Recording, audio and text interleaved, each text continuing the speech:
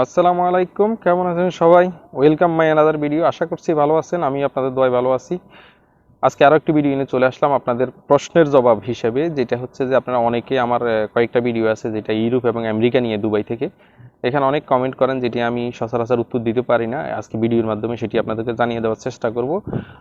যারা আমার চ্যানেলে জয়েন করছেন প্লিজ সাবস্ক্রাইব করে দিন এবং আপনার পাশে থাকা বেল আইকনটি বাজিয়ে দিন, যাতে আমি কোনো ভিডিও আপলোড দিলে আপনি প্রথম দেখতে পারেন। এবং ভিডিওটি লাইক করে দিবেন, শেয়ার করে দিবেন এবং কমেন্ট করে আপনার মতামত জানাবেন। আর ভিডিওটি কন্টিনিউ করবেন যাতে পুরোপুরি আমি কি বলি সেটি আপনি বুঝতে পারেন। চলুন এখন আমরা মূল আলোচনায় যাই। এর আগে আমি যে ভিডিওগুলো দিয়েছিলাম বা ইউরোপ বা আমেরিকা নিয়ে যে ভিডিওগুলো দিয়েছিলাম, এগুলোর মধ্যে অনেক কমেন্ট আপনারা করেন। এখন কথা হচ্ছে যে আপনাদের কমেন্টগুলোর যে ধরন হচ্ছে এরকম যে আপনি দুবাই থেকে ইউরোপ চলে যাইতে চাচ্ছেন খুব সহজে, বা আমেরিকা চলে যেতে চাচ্ছেন সহজে। তো আমি এটা নিয়ে আলোচনা করছি ওই ভিডিওগুলোর মধ্যে। তারপর আপনারা যেহেতু বারবার চাচ্ছেন আমি আরেকটু আলোচনা করি। দেখেন, আমি যেখানে আছি তার পাশে, যে বিল্লাতে আছি তার পাশে একটা রুম আছে, সেখানে নিত্য নতুন লোকজন শুধু আসতে থাকে, যারা ইউরোপের স্বপ্ন নিয়ে বাংলাদেশ থেকে আসে। এবং এখানে একটা গ্রুপ আছে, তাদেরকে এখানে এনে ইউরোপ বা আমেরিকায় পাঠাই দিবে এই ধরনের কথাবার্তা বলে আনে। কিন্তু পরবর্তীতে রেজাল্ট কি আসতেছে আমি দেখতেছি যে ম্যাক্সিমাম লোকে বাংলাদেশে ব্যাক যাচ্ছে এবং ম্যাক্সিমাম লোক এখানে ভিসা লাগাই থেকে যাইতে হইতেছে, কারণ তার ওই ধরনের সিস্টেম এখান থেকে সেই পাচ্ছে না।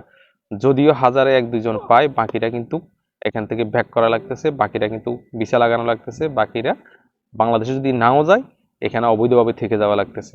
তো এখন কথা হচ্ছে যে আপনি যেরকম সহজভাবে আমরা ইউরোপ আমেরিকাটা নিয়ে খুব সহজেই চিন্তা করি যে দুবাই থেকে চলে যাব, বিষয়টা এরকম না।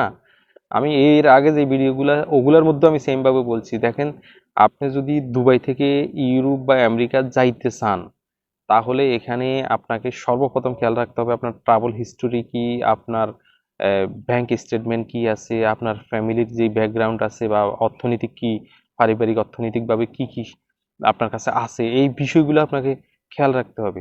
এখন এই বিষয়গুলো যদি আপনি খেয়াল না রাখে একটা ট্রাভেল হিস্ট্রি করি ফাস্টফুডকে আপনি হ্যাভি না করে দুবাইতে চলে আসে, আপনি ইজি মনে করেন যে দুবাই থেকে আপনি চলে যাবেন ইউরোপ আমেরিকায়, বিষয়টা এরকম না। এটা একদম অযৌক্তিক, এটার কোনো যুক্তি নাই, ভিত্তিহীন।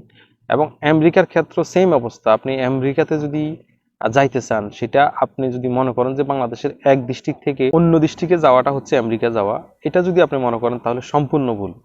আপনাকে প্রিপারেশন নিতে হবে। সর্বপ্রথম প্রিপারেশন নেন। হ্যাঁ, দুবাই থেকে আমি এটা স্বীকার করি যে সহজ, তার মানে এটা নয় যে দুবাই থেকে একেবারেই সহজ।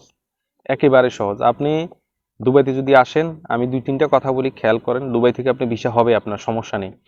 আপনি সর্বপ্রথম বাংলাদেশের আশেপাশে কয়েকটা দেশে ঘুরেন এবং দুবাইতে আইসা দুবাই থেকে অনারেবল বিষয়ে কয়েকটা দেশ আছে, সেটারও আমি ভিডিও আছে আমার কাছে, আমি ডিসক্রিপশনে দিয়ে দিব। কয়েকটা দেশ আছে, এগুলা ঘুরেন, কিছু টাকা খরচ করেন। সেই টাকা খরচ করে আপনার ফাস্টফুডটাকে হ্যাভি করে তারপর আপনি দুবাই থেকে অ্যাপ্লাই করেন, আমেরিকা হোক আর ইউরোপ হোক। তো ইউরোপে সাধারণত খুব সহজে হয়, আপনি করতে পারেন। কিন্তু আপনি সাদা ফাস্টফুডে যেভাবে খুব ইজিলি চিন্তা করেন, বিষয়টা তো ইজি হবে না। এত ইজি হবে না। আপনারা দেখেন যে সোশ্যাল মিডিয়াতে আমি দেখছি যে টিকটকে সবচেয়ে বেশি অ্যাড দেয় যে এখান থেকে ওয়ার্ক পারমিট ভিসা অনেক হয়ে গেছে, অনেক হয়ে গেছে। না, এরকম কিন্তু হয় না। এটা হয়, আমি আরো একটা কথা বলি এখানে। হয় যেমন পোল্যান্ড দইরা, ক্রোয়েশিয়া দইরা কয়েকটা বিষয় হইতেছে, সেটা একদম গভীরের কিছু লিঙ্কের মাধ্যমে, যেখানে কোনো কিছু চাইবে না, অনেকটা কন্টাক্টের মতো, অনেকটা কন্টাক্টের মতো সেইভাবে হবে। কিন্তু আপনাকে কেউ যদি ওইভাবে নিয়ে আসে যে এখানে আসার পর পরে আপনাকে ইউরোপে পাঠাই দিবে, সেটা পারবেন না। শুধু সাদা পাসপোর্টে এরকম কোনো লিঙ্ক যদি থাকে তাহলে আপনি যাইতে পারবেন, সমস্যা নেই। আপনি একদম ইজিলি যাইতে পারবেন, কোনো সমস্যা নেই। যদি আপনার কন্টাক্ট থাকে এখানে ওখানে বা এই দেশে ওই দেশে, সেই কন্টাক্টটা যদি আপনার স্ট্রং থাকে বা সেই লিঙ্কটা যদি আপনার স্ট্রং থাকে, তাহলে কিন্তু আপনি যেতে পারেন। এছাড়া কিন্তু আপনি আদারওয়াইজ কোনোভাবে ট্রাই করবেন না। বাংলাদেশ থেকে যারা এভাবে লোভনীয় অফার দিয়ে অনেক লোকজনকে নিয়ে আসে এবং আপনারা শুরুতে অনেক টাকা পয়সা দিয়ে দেন, এটা কিন্তু করবেন না। যদি সঠিক কোনো লিঙ্ক ওয়ে থাকে তাহলে করবেন, না হলে করবেন না।